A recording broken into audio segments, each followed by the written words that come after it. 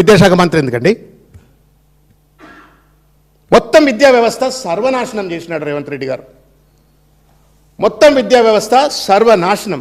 ఏం వాగ్దానాలు చేసినావు నువ్వు? ఏమేం వాగ్దానాలు చేసిండు అన్న? ఇది manifesto. This is the manifesto, Congress party manifesto. విద్యారంగం, ప్రతి విద్యార్థికి 5 లక్షల విద్యా భరోసా కార్డు ఇస్తా అన్నారు. మోసం. ప్రతి విద్యార్థులకు ఫ్రీ ఇంటర్నెట్ వైఫై సౌకర్యం కల్పిస్తాం. మోసం. భారతదేశంలోనే తెలంగాణ రాష్ట్రాన్ని ఒక నాణ్యమైన ఎడ్యుకేషనల్ హబ్గా వచ్చే 5 ఏళ్లలో తీర్చిదిద్దుతాం. లా కాలేజ్ పరీక్షలు ఇట్లా కండక్ట్ చేసేటోళ్ళు ఎడ్యుకేషన్ హబ్గా తీర్చిదిద్దారా? మోసం. ప్రతి మండలానికి అధునాతనమైన సౌకర్యాలతో అంతర్జాతీయ ప్రమాణాలతో కూడుకున్న ఉన్నత పాఠశాలను ఏర్పాటు చేస్తాం. ఉచిత ట్రాన్స్పోర్ట్ సౌకర్యం కల్పిస్తాం. ఉన్న స్కూళ్ళను బంద్ చేస్తా అంటుండు రేషనలైజేషన్ పేరు మీద. ఉన్న స్కూళ్ళను బంద్ చేస్తా అంటుండు. తలా తోకా లేనటువంటి ఒక మన ఆర్ఎస్ ప్రవీణ్ కుమార్ గారు కూడా మాట్లాడినట్టున్నారు ఎలాబొరేట్గా. ఎడ్యుకేషన్ పాలసీ అని చెప్పని రేవంత్ రెడ్డి పాలసీని అన్వీల్ చేసి పడేసినారు. నాకు బాధ కలిగింది. అకునూరు మురళి గారు లాంటి వాళ్ళ, తర్వాత పెద్ద పెద్ద ప్రొఫెసర్లు అంటున్నారు వాళ్ళు రాసినటువంటి ఒక commission report Revanth Reddy CM ఆఫీస్లో కూర్చొని రాసిస్తే దీన్ని అన్వీల్ చేసిందో అర్థం కాల, లాంచ్ చేసిందో అర్థం కాల. తెలంగాణ రాష్ట్రంలో దాదాపు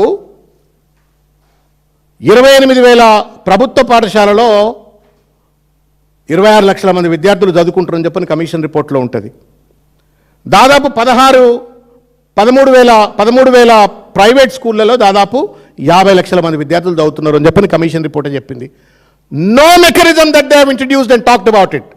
how do I manage and ensure that these private educational ఇన్స్టిట్యూషన్స్లో జరుగుతున్న లూటీని ఎట్లా కంట్రోల్ చేయాలా, రెగ్యులేట్ చేయాలని చెప్పని ఒక్క మాట మాట్లాడాలా?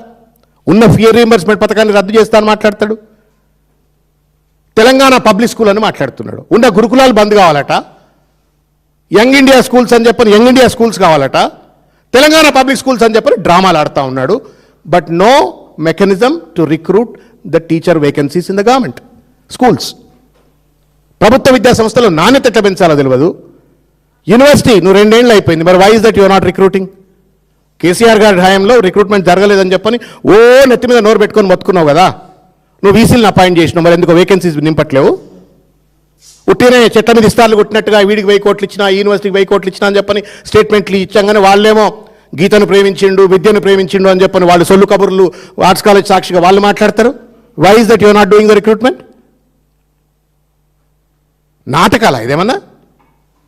విద్యాశాఖ ఇది, భవిష్యత్తు. 15% ఇస్తానడండి బడ్జెట్. 15% ఇస్తా అన్నాడు. We're the lowest in the country. విద్యకు బడ్జెట్ కేటాయింపు లోయెస్ట్ ఇన్ ద కంట్రీ. 10,000 కోట్ల రూపాయల ఫీ రియంబర్స్మెంట్ ఇవాళ బాకీ ఉంది. కళాశాలలకు సంబంధించిన వాళ్ళు ఆత్మహత్యలు చేసుకునే పరిస్థితి ఏర్పడ్డది. విద్యార్థులు ఆత్మ న్యూనతాభావంతో ఇవాళ కాలేజీలకు పోతున్నారు. ఫీజులు కట్టమని చెప్పని వాళ్ళపైన ఒత్తిడి తెస్తే కోర్సులు కంప్లీట్ అయినాక సర్టిఫికేట్ ఇస్తలేరు కాలేజీలో, ఎందుకంటే ఫీ రియంబర్స్మెంట్ రాలే, వచ్చినాకనే ఇస్తామని చెప్పని. ఎవరి జీవితాలతో చెలగాటలాడుతూ ఉన్నారు రేవంత్ రెడ్డి గారు విద్యాశాఖ మంత్రిగా? మీరు ఎవరిని ఉద్ధరిద్దామని విద్యాశాఖని మీ దగ్గర పెట్టుకున్నారు? ఒక వెరీ ప్రైమ్ సెక్టర్, అది ప్రైమ్ డిపార్ట్మెంట్. రాష్ట్ర భవిష్యత్తు, దేశ భవిష్యత్తుకు ముడిపడ్డటువంటి ఒక శాఖను నీ కింద పెట్టుకొని గింత అడ్డమైనటువంటి శాఖలు చేస్తూ ఉంటే, చిల్లర వ్యవహారాలకు పాల్పడతా ఉంటే, దోపిడీకి పాల్పడతా ఉంటే, విచ్చలవిడి అవినీతికి పాల్పడతా ఉంటే ఎవడడగాల నిన్ను? పాపం కేసీఆర్ గారు మహానుభావుడు. Doctor B R Ambedkar overseas scholarship అని చెప్పని అందరు అంబేద్కర్ లెక్క పేదోళ్ళు కూడా అమెరికా పోయి చదువుకోవాలి, విదేశాలకు పోయి చదువుకోవాలని చెప్పని స్కీమ్ పెట్టిండు. Not even 50% of that scheme allocated amount is being spent now. ఇక్కడ 100% సాచురేషన్ మోడ్లో గత ప్రభుత్వం ఖర్చు పెడితే 50% కూడా ఖర్చు పెట్టట్లే. పిల్లలు అమెరికాలో చదువుకుంటారు, వాళ్ళకి ఫీజులు లేక, ఆ ట్యూషన్ ఫీజు కట్టమని చెప్పని యూనివర్సిటీ అడుగుతుంటే కట్టలేక ఆత్మీయతాభావం ఫోన్లు చేసి పరేషాన్లు అవుతున్నారు. ఎట్లా చేయాలి పిల్లలకు, ఎట్లా కట్టాలని చెప్పని. ఇట్లా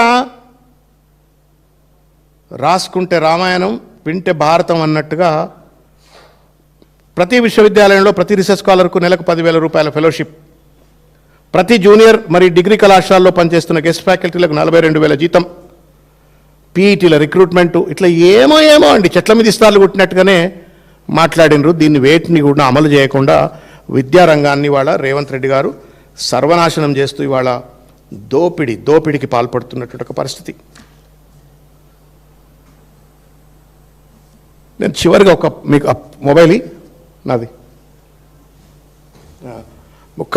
అది ఎంత విధ్వంసం రేవంత్ రెడ్డి గారు పండుగ పూట చేస్తున్నారు అనడానికి నేను మీకు ఒక ప్రజలకు వినాలని నాకెందుకో ఇవాళ బాధ అనిపించింది, కళ్ళలో నీళ్ళు వచ్చినాయి, భావోద్వేగం అనిపించింది. ఈ పాట వినండి ఒకసారి.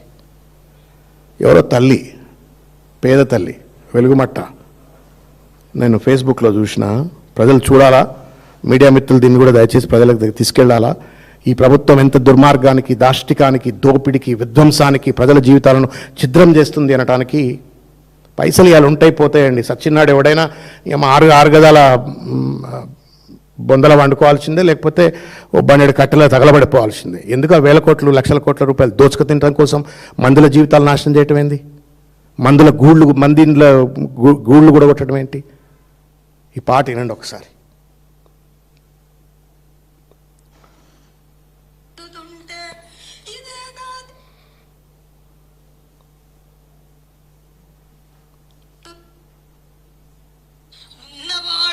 మేడ మీద మేడలెన్నో కడుతూ ఉంటే లేని వాడికి ఉన్న నీడే నేల గొరిగి కూలుతుంటే ఇదే నా దేశం మారిన తీరు చూడవే పేదల కలిపోరు రాష్ట్రంలో రాజకీయ జెండాలు తప్ప మరేమీ మారలే అడగవే అమ్మా ఈ భారతదేశం వెలుగుతుందట అడగవే అమ్మా అడగవే అమ్మా ఈ తెలంగాణ రాష్ట్రంలో 3 మంత్రులు ఉండి చూడవే అమ్మా. నాకు నిజంగా అంటే భావోద్వేగానికి గురైన ఆ తల్లి ఎంత బాధపడి ఉండి ఆ పాట పాడి ఉంటుంది. మీరు ఎవర్రా ఇండ్లు కట్టించినారా? మీరేమన్నా ఇండ్లు కూలుస్తా అంటారేంటి? మీరు ఇండ్లు కట్టినారా? మీరేమన్నా ఒక పేదవాడు, మధ్యతరగతి వాడు ఇల్లు కట్టుకోవాలంటే వాడి జీవితం పండుగ, అది జీవితం కళ, పెండ్లాం, పిల్లలు అందరి సమిష్టి కళ అది. దాన్ని విధ్వంసం చేస్తా ఉన్నాడు రేవంత్ రెడ్డి. అలా గాంధీ విగ్రహం పేరు మీద వెలుగుమట్టలో కానీ లగచర్లలో కానీ ఎవడరా భయ్ మీరు? ఎక్కడి నుంచి వచ్చింది మీరు? ఏ దేశం ఇది? ఏం పాలన ఇది?